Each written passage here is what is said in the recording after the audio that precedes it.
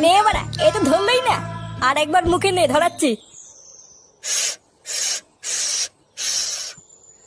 খানকে ছেলে, বাবার গাড়ি এখন ধরছে না, কিছু ধরছে না। লেওরা না ধরলে আমি কি করবো? এ কি রে বাড়া, তোকে এভাবে ধরে কেলিয়ে থেতো করে দিল কে?